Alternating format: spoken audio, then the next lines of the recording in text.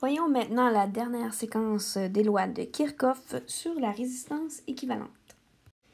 Pour la résistance équivalente, c'est difficile de faire une analogie avec le courant ou les électrons qui se déplacent ou l'énergie.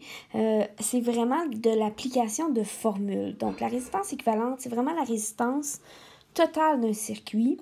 Ou, si on préfère, si j'avais à remplacer tous les résistors par une seule résistance, ça serait quoi? Dans ce cas-ci, il y a deux formules qui sont importantes. On a la formule du circuit en série. La résistance équivalente, c'est tout simplement la somme de chacun des résistors qui composent le circuit en série. Et ensuite, vous avez le circuit en parallèle. La résistance équivalente, c'est plus compliqué. Alors, la formule est plus complexe, c'est l'inverse de la résistance équivalente qui est égale à la somme de l'inverse de chacune des résistances. Personnellement, j'aime bien cette formule-là. Dans votre calculatrice, vous avez un petit bouton qui est x à la moins 1. Donc, quand vous l'utilisez, ça donne l'inverse directement de la valeur que vous voulez calculer. Alors, on peut faire aussi la résistance équivalente en faisant l'inverse de chacune des résistances qu'on additionne.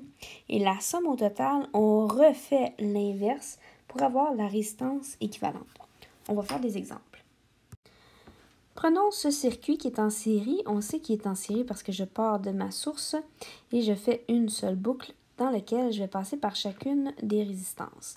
Je vous ai donné la valeur des 3 résistors dans lesquels on va passer. Et je veux savoir la résistance équivalente, qui est l'équivalent de changer ces 3 résistors-là pour un seul pour savoir sa valeur. Étant donné que c'est un circuit en série, la formule est toujours la même. Résistance équivalente en série, c'est égal à la somme de chacun des résistors, donc R1 plus R2 plus R3. Dans ce cas-ci, résistance équivalente, c'est égal à la valeur de R1, 15 ohms, plus la valeur de R2, 10 ohms, plus la valeur de R3, 20 ohms. J'additionne tout ça. Résistance équivalente est égale à 45 ohms. Donc, en série, c'est relativement simple. On fait la somme de chacun des résistors pour avoir la résistance totale ou équivalente. Voyons maintenant le circuit en parallèle.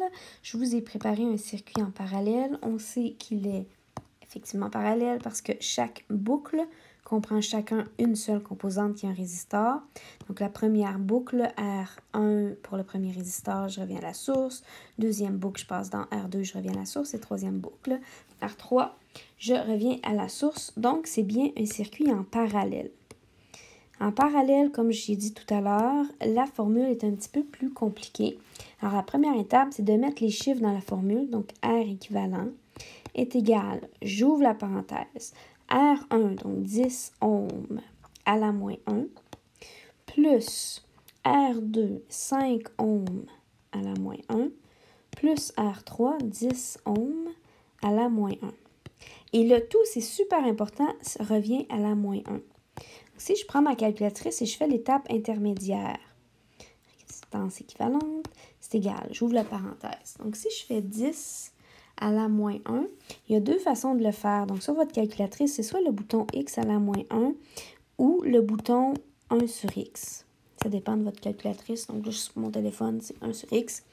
Donc, 10 à la moins 1, c'est la même chose que 0,1. Plus 5 à la moins 1, c'est la même chose que 0,2. Plus, je suis toujours plus, c'est ça, 10 ohms à la moins 1, donc 0,1 une deuxième fois. Et tout ça, c'est à la moins 1. Donc, si j'additionne R équivalent, 0,1 plus 0,2 plus 0,1, ça fait 0,4 à la moins 1. Alors, je reprends ma calculatrice, je fais 0,4 et je mets ça à la moins 1. Ça me donne une résistance équivalente de 2,5 ohms. Donc, il faut remarquer que quand je fais la résistance équivalente, la valeur de ma résistance totale, l'équivalent de mes 3 résistors quand je suis en parallèle, c'est plus petit que mes résistors. C'est un peu surprenant, mais étant donné que mon courant se sépare dans les différentes branches, la résistance diminue plus j'ai de résistors en chemin. Donc ça, c'est en parallèle. Terminons avec le circuit mixte. Pourquoi c'est mixte? Je pars de ma source, j'ai un nœud, donc c'est pas en série. Et sur les boucles, j'ai une première boucle sur laquelle j'ai 2 composantes, donc définitivement, je suis mixte. Si je passe par en haut, je croise un deuxième nœud. Donc, j'ai fait quand même un circuit mixte qui est assez complexe pour vous donner le premier exemple. Ça va prendre la pratique avant d'arriver au circuit mixte, mais je vous fais un exemple complet quand même pour commencer. Donc, c'est un circuit mixte. Le principe du circuit mixte, c'est d'aller chercher en premier, le plus loin possible de la source, des résistances qui sont soit strictement en série, soit strictement parallèles. Quand je vais aller ici et que je vais prendre R1 et R2, si je prends mon nœud, j'arrive à mon nœud qui est ici et l'autre nœud qui est là. Si je suis le sens du courant, j'ai une branche avec un résistor et une autre branche avec un résistor qui revient dans le nœud. Ces 2 résistors-là sont donc ensemble en parallèle. Je vais commencer avec la résistance équivalente de 1 et 2 ensemble seulement. Donc, je vais prendre ces 2 résistors-là et je vais calculer c'est quoi leur équivalent.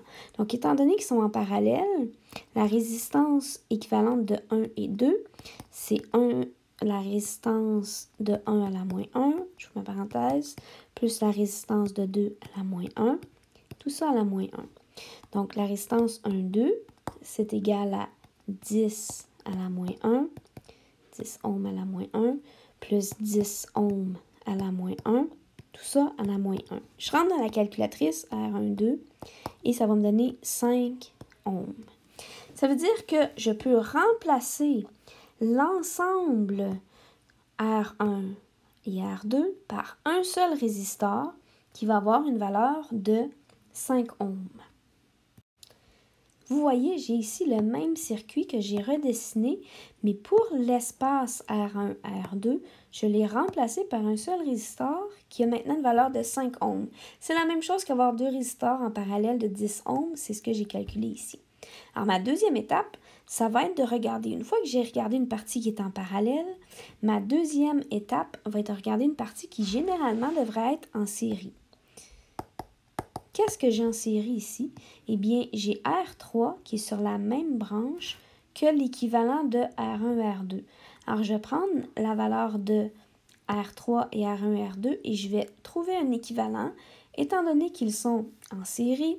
En série, la résistance s'additionne, donc R1, 2 et 3 ensemble va être égal à la somme de R1, 2 que j'ai calculé tantôt, plus R3, parce qu'en série, les résistances s'additionnent. Donc, R1, 2, 3 va être égal à 5 ohms plus 15 ohms, ce qui me donne 20 ohms. Donc, j'ai rajouté un circuit ici qui est le même circuit. Celui-ci, c'est le même que celui-ci. À la différence près que j'ai pris R1, 2 et R3, j'ai remplacé par l'équivalent de 20 ohms. Donc, R1, 2, 3 est de 20 ohms. Maintenant, je vais regarder une autre partie de mon circuit, qui est la partie en bas, donc entre le nœud qui est ici et le nœud qui est là, vers le bas. J'ai 2 résistors qui sont ensemble aussi en série. Alors, je vais les remplacer, étant donné qu'ils sont entre 2 nœuds, par un seul résistor équivalent. Ils sont en série. En série, R s'additionne, donc R4, 5 vont être égal à R4 plus R5. Donc, R4, 5 est égal à 4 ohms plus 16 ohms. Donc, R équivalent de 4 et de 5 ensemble, c'est la même chose qu'un seul résistor de 20 ohms. J'ai donc redessiné mon circuit. Alors, mon résistor 1, 2, 3 n'a pas changé de place. Il est dans la branche du haut. L'équivalent de 1, 2, 3 ensemble. R4, R5, ils valent ensemble 20 ohms. Donc, R4 et 5, c'est devenu un seul résistor de 20 ohms. Maintenant, pour avoir la résistance équivalente totale de mon circuit, je me retrouve avec un résistor par branche entre chaque nœud. Ces 2 résistors-là sont donc ensemble en parallèle. Oups! Parallèle. La formule en parallèle n'a pas changé. R équivalent est égal à, ouvre la parenthèse, R, dans ce cas-ci, c'est R1, 2, 3 à la moins 1, plus l'autre résisteur qui est en parallèle avec lui, R4, 5 à la moins 1, et le tout à la moins 1. Donc, R équivalent, c'est égal à 20 ohms à la moins 1, plus 20 ohms à la moins 1, tout ça à la moins 1. Je rentre tout ça dans ma calculatrice et ma résistance équivalente est égale à 10 ohms. Et c'est ma grande réponse. Donc, mon circuit que j'avais au début, mon grand circuit, je l'ai réduit étape par étape en des sous-circuits, dans le fond, de plus en plus simples. Je simplifie des parties en série, des parties en parallèle en un résisteur à la fois. Évidemment, quand vous faites la résolution de ce genre de numéro-là, vous n'êtes pas obligé de redessiner à chaque fois chacun des circuits. C'est très long. Vous pouvez un peu gribouiller, mais ce qui est important, là, c'est vraiment tous vos calculs. Ça, c'est important, c'est vos traces de démarche. Donc, les formules avec les calculs. Maintenant, c'est le temps de se pratiquer.